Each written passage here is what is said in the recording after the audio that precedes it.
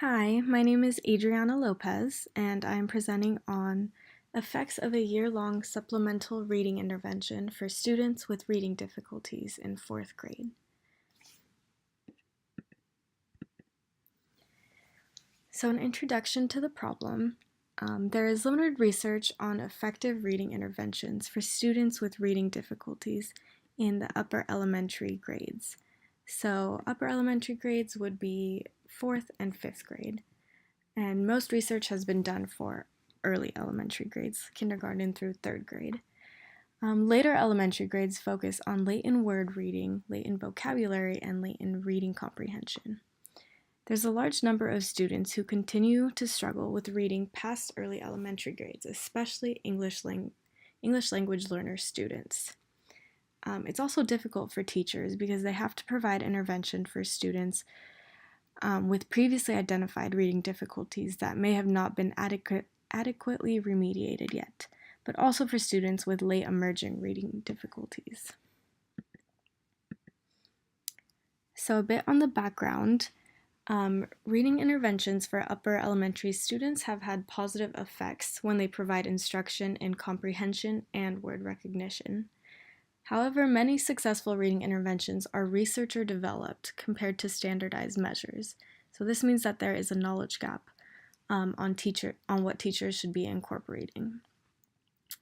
There are very few studies that have incorporated multiple aspects of reading interventions, such as comprehension, word reading fluency, and vocabulary. Most studies only focus on one of these strategies. However, comprehensive interventions have been shown to be the most beneficial for students with reading difficulties. And studies have been done for students with reading disabilities, and direct instruction of content combined with strategy instruction has shown to be the most effective. So the purpose of this study. A previous study was actually done by the same researchers to look at the effects of the Passport to Literacy intervention and to see if intervention effects differed by students' initial comprehension abilities. So this current study builds on the previous study by using a larger sample and measuring latent variables.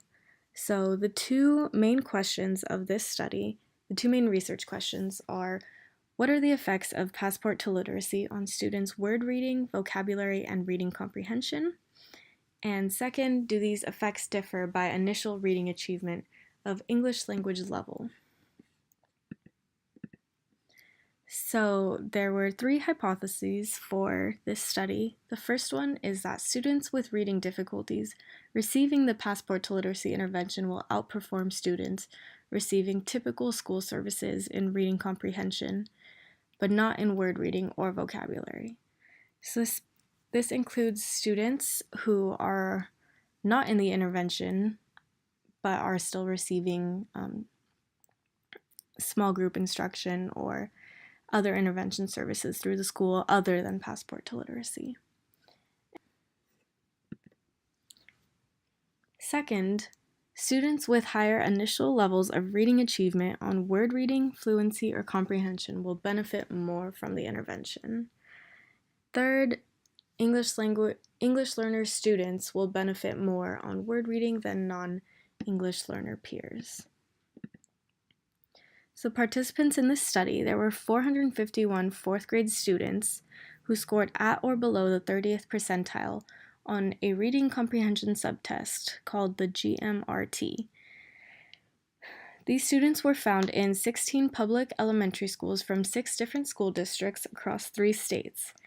One district was in a large urban metropolitan area, another one was in a mid-sized city, and the other 4 districts were in rural areas. Out of the 451 participants, 49% were males and 51% were females.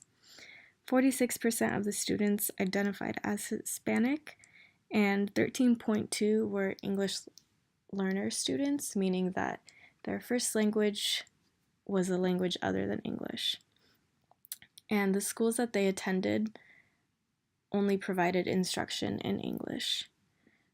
Also, 15% of this sample was identified with a disability, the majority being a learning disability or a speech and language disability.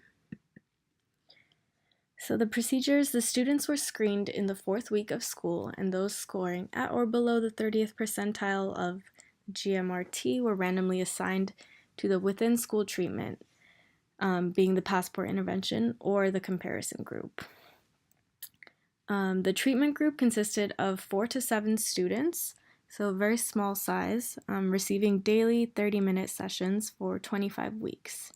So pretest measures were administered late September after the screening, and post-test assessments were administered in early May within 2 weeks of the intervention completion. And the interventionists and observers were highly trained and monitored throughout the study to increase treatment fidelity. And the different measures that were used for the pretest and post-test were the Woodcock-Johnson 3 tests of achievement. So they used different subtests in them. So one of them was word recognition. Another one was decoding pseudo words, which is basically reading nonsense words, naming a picture for the vocabulary word, and reading comprehension, where you fill in the blank in a sentence. Another one was the Dibbles test, which focuses on oral reading fluency, so it's reading a passage and seeing how fluent the student is. And lastly, the GMRT, which was the group-administered norm reference test, and that is the test that they use to screen the students. So the results. So the researchers used a nesting structural equation modeling framework to analyze all of their results. First, when looking at the first hypothesis, which was students with reading difficulties receiving the Passport to Literacy intervention will outperform students in the typical one. So the standardized mean post-test for comprehension had a statistically significant difference where the effect of the Passport intervention was 0.38. However, there were no significant differences for word reading or vocabulary. And for the second hypothesis, which was that students with higher levels of reading achievement will benefit more from the intervention, they did perform better on reading comprehension in the treatment group, but they did not perform better on word reading or vocabulary. And lastly, the last hypothesis was that English learner students will benefit more on word reading than non-English learner peers. And there were small effect sizes for word reading and reading comprehension for English learner students in the Passport condition, but there were no significant differences between English learner and non-English learner students' improvements. So what does that all mean? Students in the comparison group made expected progress for that year, so even though they were not in the treatment group, they still progressed. However, the students in the treatment group accelerated in closing their gap in reading comprehension, so they progressed much quicker than the other group. However, there was no main effect on word reading or vocabulary, only on reading comprehension. And the intervention was found to be equally beneficial for students at all levels of initial comprehension. However, Passport may not be enough for students with lower levels of word recognition. This is because the Passport intervention does not focus that much on word reading skills and recognition, so they may need a separate intervention that focuses on that. And lastly, the effects of the intervention were similar for English learner and non-English learner students, which is good because that means they can all benefit from it equally. Some limitations to this study were that the intervention implementers were highly trained, which may not be achievable by typical school personnel.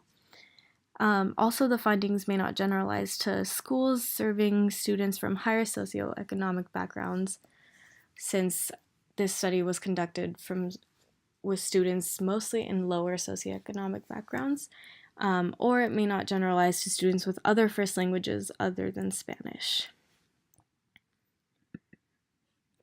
Implications and future directions. A multi-component intervention emphasizing reading comprehension is needed for students struggling with reading in later elementary grades. The lack of effects for word reading or vocabulary call for more research on effective interventions, especially interventions that include these two factors. The researchers also noted that there is a more intensive version of the Passport to Literacy. However, research needs to be done on how effective it is, whom it's effective for, and if increasing the intensity will help meet the varying needs of students. This is important to incorporate a multi-component intervention because students who continue to fall behind could face serious ongoing consequences in future classes. Thank you for listening.